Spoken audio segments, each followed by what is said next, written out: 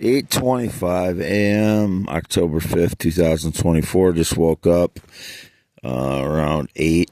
In the Westfield, half mile north of Fairbank. I've been here since between 3 and 4 a.m. I moved back over here. I was somewhere else by myself because I had gotten a hint from intelligence that there's possibly going to be a bust on the people that are they've been watching other than myself. So I went somewhere else that I could legally park and was by myself again all night. I slept on and off from between 7 p.m. and 8 a.m. on and off, and I was asleep between about 6 a.m. and 8 a.m. Just before 8 a.m. I woke up right before 8 a.m., like 7:56 or something like that.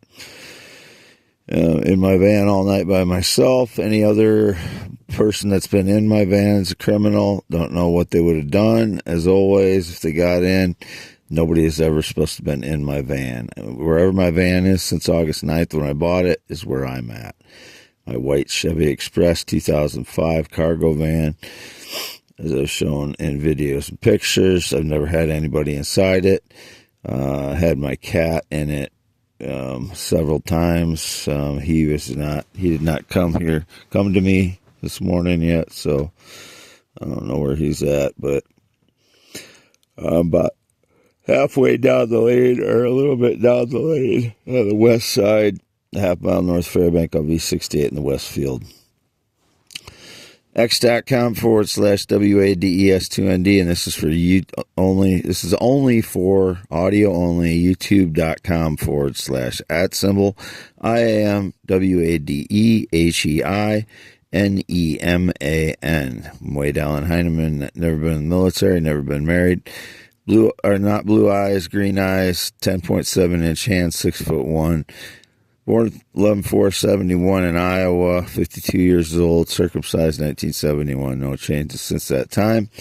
I recently purchased 310 North Agora Street in Marathon, Iowa, trying to get ready to move up there, and that's what all this phone stuff was about, and it's just taken way too long to get everything with that accomplished, and then to try and battle all the staged lies that the frauds do, posting receipts and figuring out which ones I need to post, and trying to return my phone that I bought yesterday, that track phone.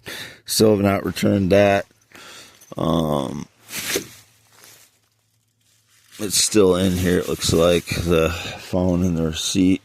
Tried to return it to Dollar General yesterday again several times, and it wouldn't take it back, and despite it doesn't say on the case or anything that you can't return an unactivated phone or anything. So I did not use it.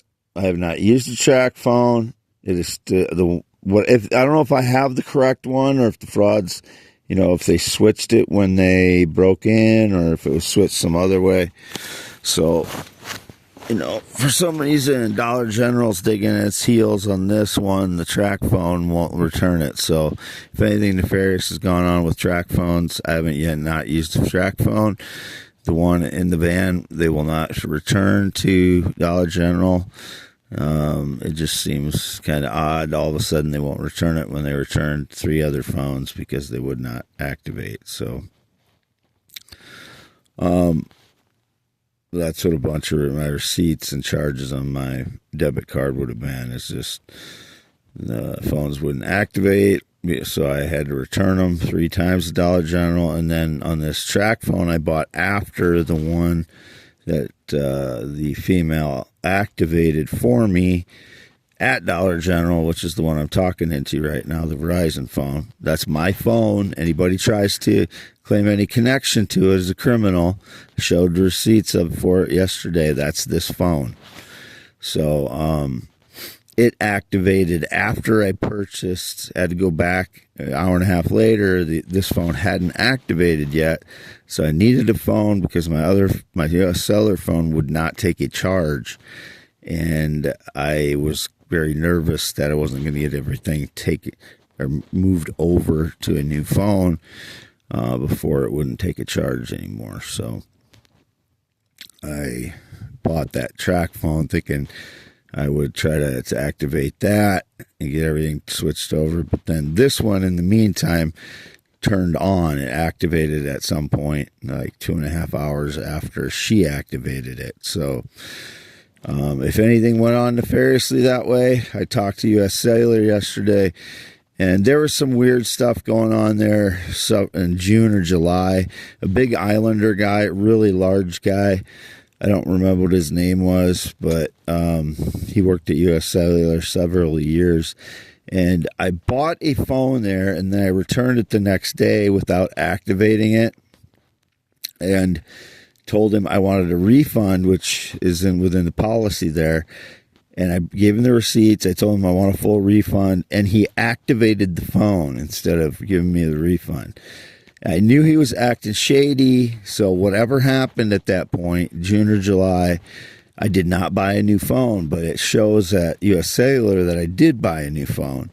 And I asked her what the IMEI number was yesterday, and she gave me a different number. Like, I don't know what it was, I don't know, I can't remember now. Should have written it down, what number she gave me, but it didn't match up with my IMEI number on my phone, on my U.S. Cellular phone. And then after I showed her mine, she typed in the computer and said, "Oh, no, it is the correct one." And I was like, "You just told me it was a different IMEI number." I know she's worked there for like 10 years, 8 to 10 years. So she got argumentative with me, and I was like, "You just told me, I asked you for the last 4 of the IMEI number, and you gave it to me. It was not correct." And then she says, something else.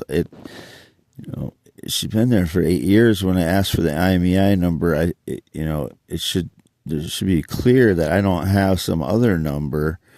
So anyway, he activated a phone there, and then I believe he may have texted someone something when he did that, and then he wasn't working there after that. Like immediately after that, he activated the phone. I asked him to return because I had not activated it yet. I didn't want it activated. I believe he may have texted someone on it or did something with my phone that I did not authorize. So, and then he disappeared from there after working there for several years. Said he's from the Chicago area. I don't know that. I don't know him outside of that place. But I believe he did something nefarious with my phone at that point. And she tried to convince me otherwise, but I still think he did. I think he may have texted someone something while he had my phone activated, the phone activated that he said I bought. Well, I mean, that made it unavailable. I could not get a new phone then because he activated that one. And if he texted someone while he had it activated, it would have made it look like I texted someone. So I was very upset with the guy at the time, and I posted about it on my social media, but I don't know what was seen. Anyway, that's the fact. So that was June or July. So I went back yesterday to see if I was eligible for a phone because I hadn't got one in a year. And she said, no, not until next July. And I was like, I did not get a new phone. I returned it before I activated it. But I said, he did activate it when I brought it back to return it. And then he texted something really quick, I think. I don't think I actually told her that because I didn't remember that. I remembered he was typing on it. It looked like he was typing on it to me. So, and he was acting really, really shady. So, and then he disappeared from there after working there for several years. I do not know him outside of there, though. I was indicated at some point that I did. I do not know that guy. He's a very large Islander guy. Said he's from Chicago area. That's it. Again, this is for youtube.com/@IAM WADEHEINEMAN.